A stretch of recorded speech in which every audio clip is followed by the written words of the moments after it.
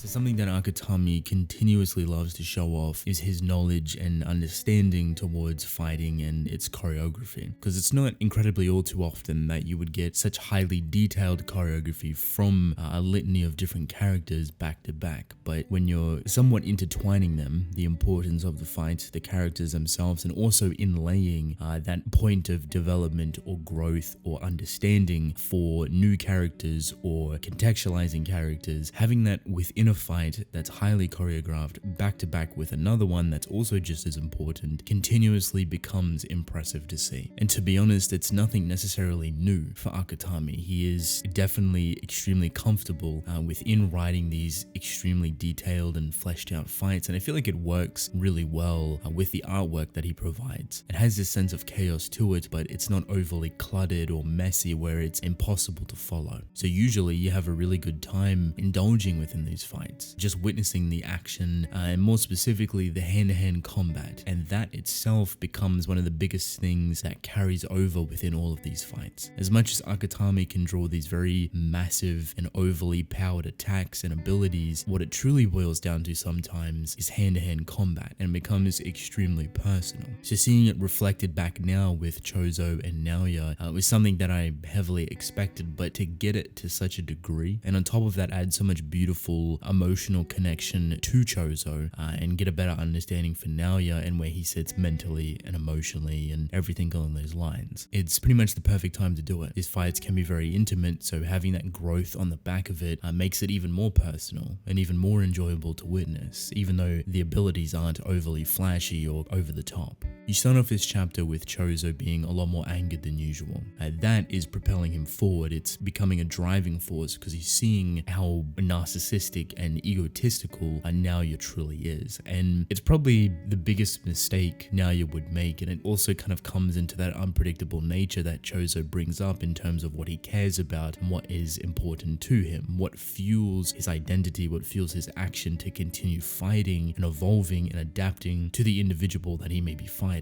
I think for a large percentage of people, Naoya was the one that was going to win this fight, that he would completely obliterate Choso in a blink of an eye just because of his speed and because of our understanding towards Naobito's ability. Trapping 1 second and spreading it over 24 frames makes him extremely fast as a sorcerer. But that has quickly been demolished, and I think it comes with this underestimation of what Choso can actually provide to the story and towards his character itself. Being somewhat angered, fueled by emotion, he's continuously pushing that boundary, very similar to Mahito of curse and human, and I've been pretty much saying it every single week, and probably the biggest reason why I love Choso as a character is that he's meant to be a parallel to Mahito, where on one hand you have an individual birthed from humanity's hatred that continuously blurs that line, but in a very negative and confrontational type of way, but willing to understand and evolve for personal interest. But then on the other hand you have Choso that isn't self-centered, is constantly caring about the people surrounding him, and is very much filled with such beautiful raw human emotions. Someone that too is also evolving and growing, but not necessarily for himself, but for the people surrounding him, for the people that are walking behind him. And this in itself is littered throughout this chapter.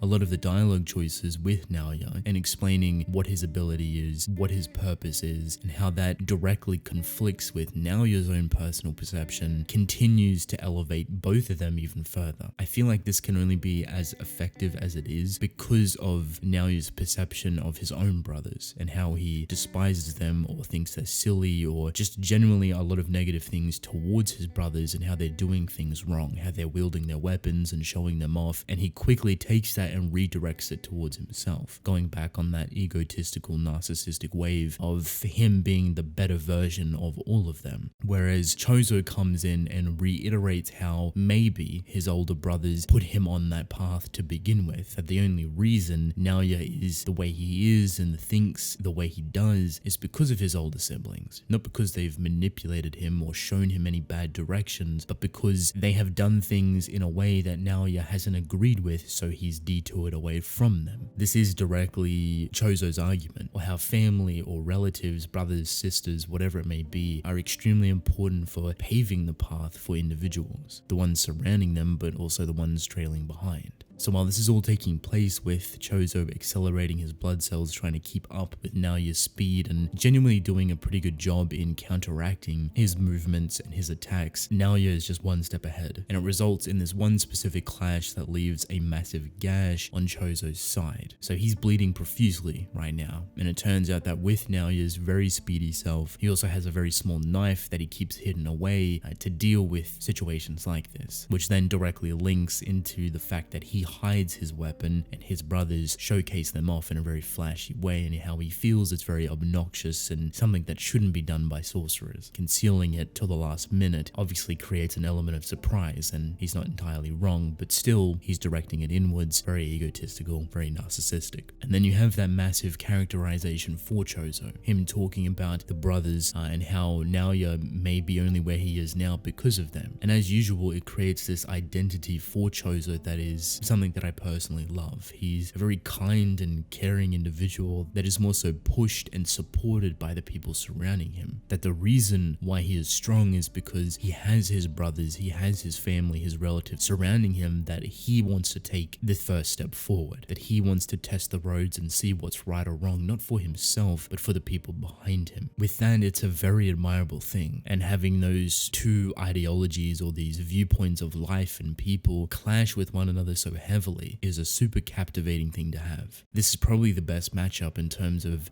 emotional and ideology wise. Their abilities are definitely interesting, but I don't think that's the general showcase. We've seen basically all of them before, and while Naoya is a very new character, he's also very infectious. He's extremely obnoxious and becomes very memorable because of how narcissistic he truly is. But we find out something interesting, and I'm not entirely sure if this has been revealed before, but the way it's phrased doesn't actually seem like that's the case. Like, this is a brand new thing that we're coming to understand, because I generally can't remember if it has been addressed or not. But basically, there's a special constitution that allows death painting wombs to convert cursed energy into blood. And what does that mean? Well, as long as they have cursed energy, they won't die of blood loss. And the utmost perfect individual to have that is none other than Choso. With his abilities being entirely focused and centered around blood manipulation, the fact that he won't die from blood loss as long as he still has cursed energy is immensely valuable thing to have. It makes him extremely unpredictable with how far he can truly go with his abilities, and it's showcased right after it. That massive gash that Naoya left, a massive weapon. All of this blood is entirely on the ground at this point, and the biggest weakness that Naoya has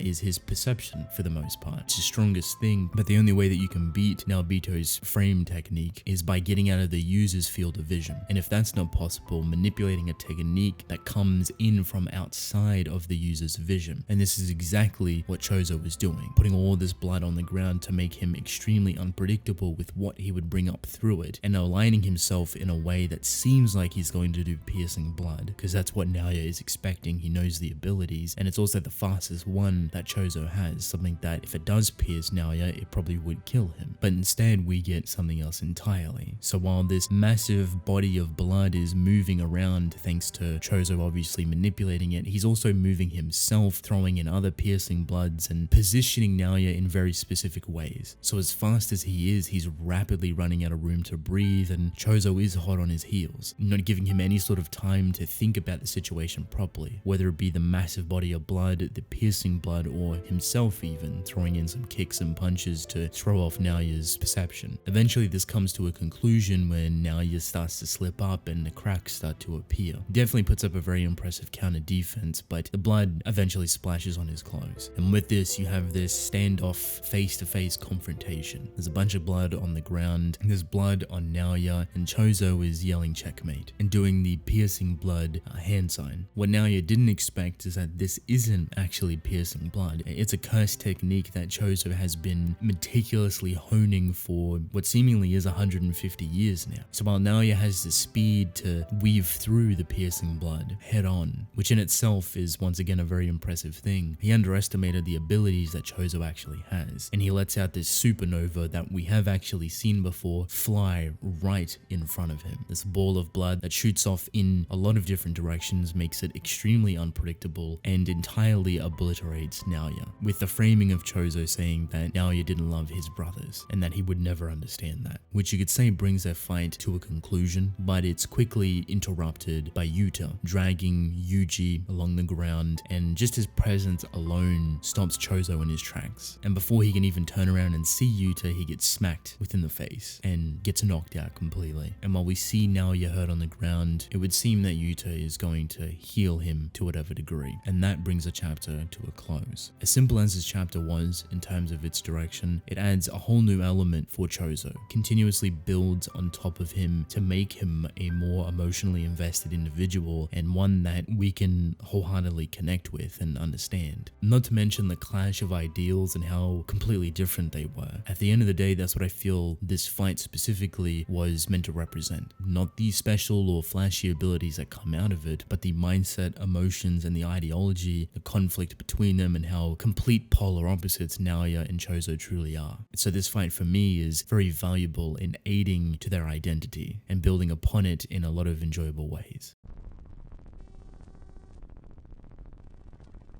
So with that being said, that is basically it. But I would love to know what you think. What was your favorite moment within this Choso and Naoya fight? And what do you think Yuta is truly up to? There is a lot of different directions that Akutami could go. So I'd love to hear your thoughts. But I want to thank you all for watching. Hope you enjoyed. Drink plenty of water and I will see you within the next one. Goodbye.